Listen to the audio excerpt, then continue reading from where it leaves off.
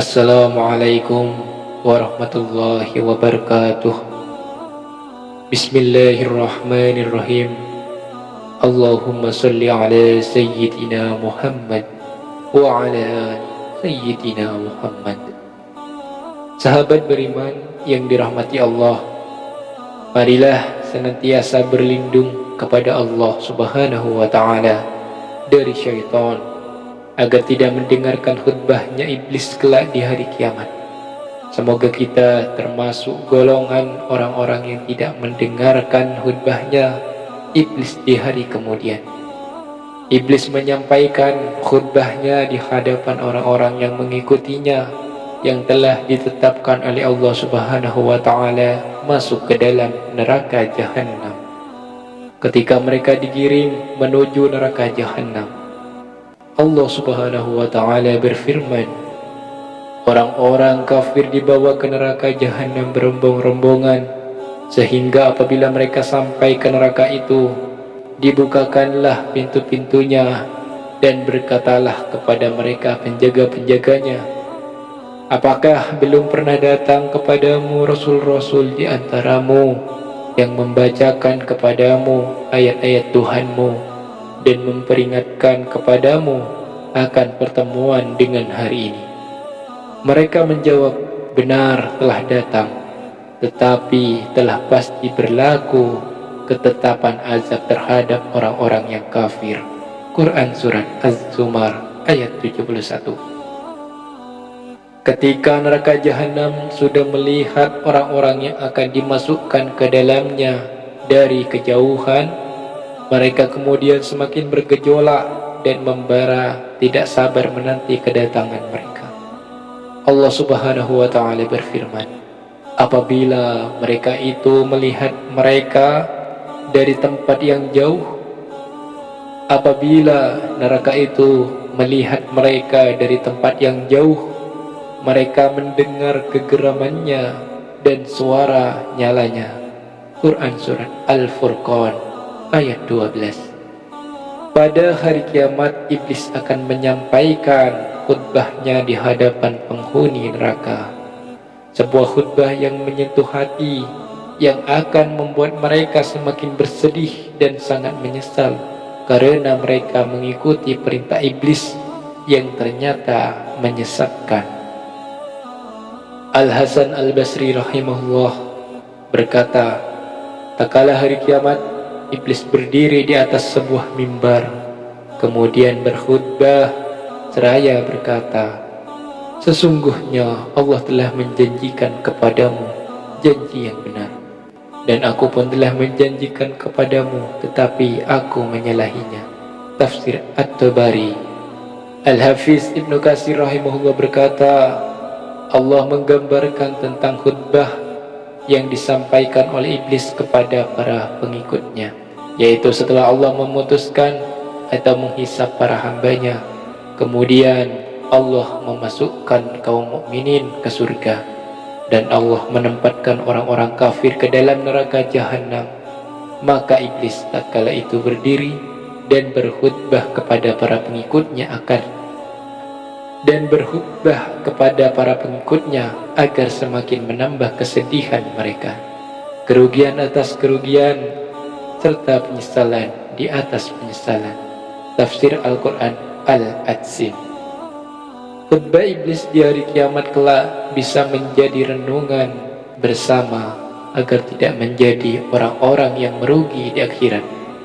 Sahabat beriman yang dirahmati Allah, sebab ketika dilaknat dan dikeluarkan dari surga oleh Allah untuk bersujud kepada Nabi Adam, sebab ketika dilaknat dan dikeluarkan dari surga oleh Allah untuk bersujud kepada Nabi Adam, iblis bersumpah untuk menyesatkan anak cucu Adam hingga akhir zaman. Iblis juga memohon kepada Allah agar ditangguhkan ajalnya hingga hari kiamat, dan Allah mengabulkan doa iblis. Kisah tersebut diabadikan di dalam Al-Quran. Dan berkata iblis, ya Tuhanku, kalau begitu maka berilah, tangguhlah kepadaku sampai hari manusia dibangkitkan. Allah berfirman, "Kalau begitu, maka sesungguhnya kamu termasuk orang-orang yang diberi tangguh." Quran Surat Al-Hir 36-37. Setelah itu iblis lalu berusaha untuk terus menyesatkan manusia dari jalan Allah hingga hari kiamat. Isi khutbah iblis di hari kiamat: ketika hari kiamat tiba dan manusia telah dibangkitkan dan dihisab, iblis akan berkhutbah di hadapan para pengikutnya. Sahabat beriman yang dirahmati Allah, khutbah iblis ini di hari kiamat merupakan khutbah yang paling menyentuh sekaligus bisa menjadi renungan bersama agar kita tidak ikut tersesat bersama iblis dan para pengikutnya. Allah telah menunjukkan sedikit rahasia sebuah peristiwa di hari kiamat kelak ketika iblis berkhutbah di hadapan para pengikutnya.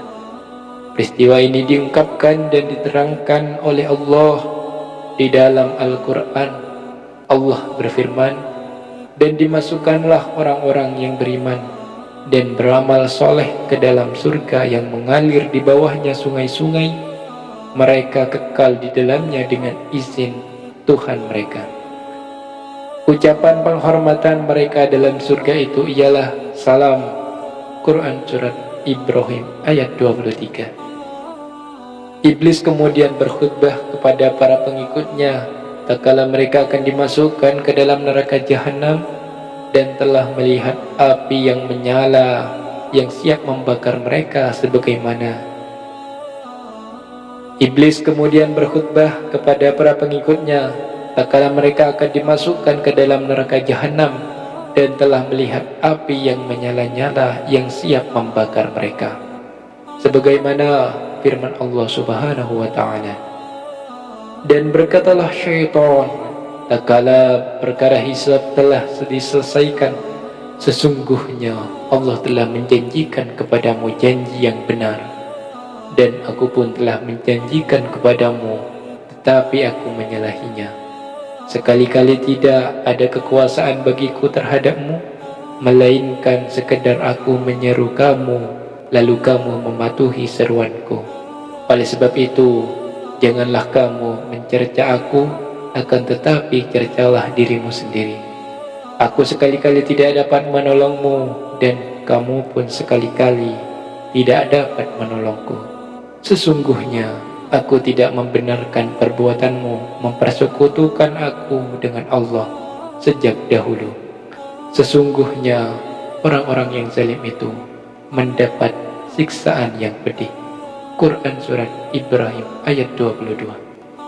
Di dalam khutbah tersebut, iblis mengatakan kepada para pengikutnya bahwa Allah telah memberikan janji kepada orang-orang tersebut, yaitu janji yang benar dan pasti ditepati. Iblis pun memberikan janji-janji kepada para pengikutnya, namun janji iblis itu hanyalah janji palsu yang merupakan bagian dari tipu muslihatnya untuk menjerumuskan manusia ke dalam dosa dan kekesesatan. Para pengikut iblis yang mendengarkan pidato iblis di akhirat itu langsung merasakan sangat tertipu dan menyesal. Namun penyesalan di akhirat adalah penyesalan sia-sia, dan mereka akan menjadi teman iblis di dalam neraka dan kekal di dalamnya. Saudaraku semuanya, jangan sampai kita menjadi orang-orang yang menyesal ketika mendengar pidato iblis di hari kiamat kelak. Semoga kita semua selalu dilindungi Allah Subhanahu wa ta'ala dari tipu daya iblis. Semoga Allah Subhanahu wa ta'ala menjaga dan melindungi kita dari tipu daya iblis laknatullah.